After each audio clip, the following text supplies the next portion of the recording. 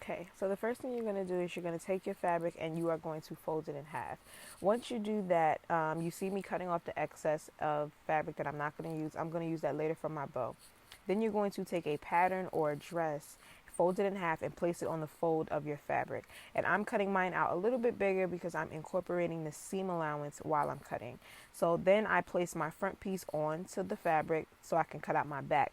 Now this is where I messed up because I didn't incorporate the seam allowance on the center back seam. But anyway, I fixed it, so whatever.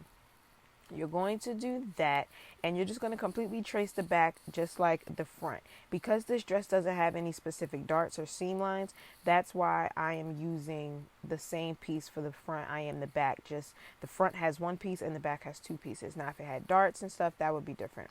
So anyway, I'm taking these two pieces, laying them on top of each other, and I'm using it to cut out my sleeve.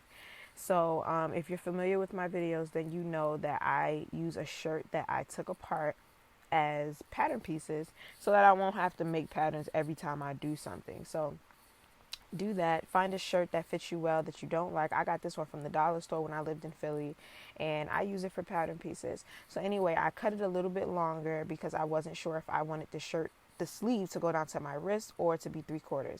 So anyway, you should have two sleeves, a front and two back pieces. Once you have that, I'm going to cut my bow. Now I didn't really measure. I eyeballed it because I wasn't sure. I knew I wanted it big, but I wasn't 100% sure. So I just eyeballed it. So I can't even tell you measurements. So anyway, I have that piece that I cut off earlier, and I'm just cutting. Like I just cut a size square, and I'm going to use the rest of this fabric and use that as the ribbon, which goes under the bow. So you should have two like square pieces and then two rectangular pieces. I'm just, like I said, I'm just eyeballing it. I didn't use any measurements. I just eyeballed it to see if it was the way that I wanted. So anyway, once you get that, your bow has to be interfaced because it has to be stable, especially if you're using a fabric that has no stability. So anyway, now to put it together, you are going to pin all the sides apart, and you're going to leave a small opening so that you can later turn it inside out. You're going to do the same thing to the ribbon. I'm showing you all the pieces you need to sew. So the sleeve, you just need to fold it right sides to right sides, sew it down at a 1/2 inch, and make sure you do that to both sleeves, of course. Then you are going to lay the front part of your dress out, and you're going to take each half of the back, and you're going to sew it. You're going to sew a straight stitch across the shoulder, and you're also going to sew a straight stitch down the side seam. I use all 1/2 inch seam allowances when I sew. It's just, I guess, pretty standard, and that's just what I did. And you're going to do that on both shoulders and both side seams. So here you just see me sewing a couple pieces. I didn't show everything because I didn't want this video to be super duper long. You're just going to sew all of that together. Doing the ribbon, I cut it at a slant because that's what ribbons look like. I then folded it in half so that I can get both sides to be exactly the same, and it's just easier to do it that way instead of eyeballing it. So yeah, that's what I did. Put the pins back into it, and then I sewed the ribbon all the way around, also leaving an opening so that you can turn it inside out as well as the body of the bow. Then you're just going to put it on your machine. You're going to sew it again at a straight stitch, 1/2 inch seam allowance, sew all the way around. Yeah, just do that. Once you're finished, make sure that you clip all of your ends so that it's not super thick on the inside and it's easy to turn inside out. You also want to make sure that you cut the edges. I don't know what to call it, but anyway, turn it inside out. Make sure you iron. I didn't iron at all in this video, which gave me a little bit of problems, but anyway, make sure you iron. Use a pin or a seam ripper to pull those edges out. Now you want to sew that opening shut. You can be quick and use a sewing machine. Me, because I'm not the best hand sewer, I'm hand sewing the whole clothes. After you do that, I folded the bow in half to create a line.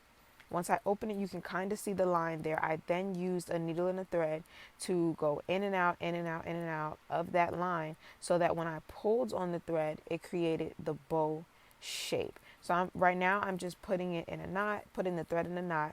So when I pull on that needle, it creates the bow just like that. And then I just wrapped it around a couple times just to make it sturdy.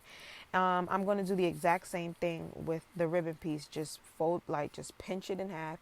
Then I placed my bow on top of it, connected the needle to the bow again, and just wrapped it around a couple times so that it is attached. You don't necessarily have to put the actual needle through it because that is too many layers of fabric to get a needle through. So just wrap it around a couple times and then just put it in a knot. Attach it like you see me doing, and then just put it in a knot. So one thing that I did forget to do, the little strap piece that goes in the middle of the bow, I forgot to cut that piece out. I just remembered it now. So I just took a scrap piece of fabric that I had on my table, and I just cut out a small piece and I sewed the edges together, and I turned it inside out. And after I did that, I just connected it to the bow, wrapped it around, and again I hand sewed the opening shut, which doesn't take long. And if you're not great at hand sewing, these are the perfect opportunities to practice. So I just hand sewed it closed so that it was attached. After doing that, I had these rhinestones in my little sewing box, and I thought it would be super cute to put on the dress. And so now I'm just measuring how much of these rhinestones I'm going to need. Clip it. After you clip it, you can use E6000 glue to attach it. I didn't think about that at this moment, so I just was going on with my little hand sewing, and I just hand sewed the rhinestones onto the bow, and it stayed perfectly fine. It didn't move around or anything like that. So you can either use E6000 glue, which is what I used on my sleeve that I don't have, unfortunately, but you can do that. So now I'm going to finish the body of the dress, and I'm ready to put the zipper in the back. And the key to having an invisible zipper be invisible is to iron the zipper flat. You want to, I know it's hard to see, but you want to completely iron this flat, and you're basically pushing the teeth of the zipper outward and you're ironing it. And in this clip, I'm showing you the difference between it being flat and not flat. I hope you guys can see it. I kind of can, but I made it so I know. But that's flat, and lower down, that's not flat. And you want it to be flat. Even if you don't have an invisible zipper foot, you can still get a bomb ass, I'm cursing in a church video. You can still get a bomb invisible zipper in your dress with a regular zipper foot. I even use a regular foot, and I got a really good zipper put in. So anyway, you're then just going to put the zipper onto your dress, right sides to right sides. Make sure the teeth is facing the body of the dress. I hope that makes sense.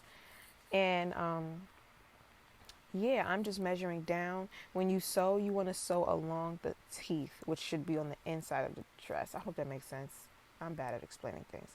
After you do that on both sides, you're then going to just close the opening from the bottom of the zipper to the hem of your dress. So that's what you see me doing. It's probably confusing, I'm sure. But you're just going to hem it, and not hem it, you're just going to pin it and then sew all the way down to the hem of the dress. Once you do that, you want to lay out your dress. And because this dress was very thin with light reflecting, not reflecting, but when the light was on it, you could see through it. So I added another layer to it. And this is not necessarily a lining. I'm just using it as a layer of the dress, a second layer of the dress. But I did use it to clean up my neckline and to clean up my zipper. So I'm basically pinning it right sides to right sides with the invisible zipper sandwiched in between, and I'm just going to sew straight down the invisible zipper. So I'm basically doing everything I just did again with another layer of the dress. So I did that, and I know I didn't really show it because it was confusing and I didn't want to confuse anybody. So now all I'm doing is cleaning up my neckline, which I have both layers of my dress face right sides to right sides. I'm matching up my seams, and I'm just going to sew it straight across. Confusing, I know, especially with both layers being the same color. After I did that, I flipped it inside out. My zipper is clean. My neckline is clean. I'm just putting it on my mannequin.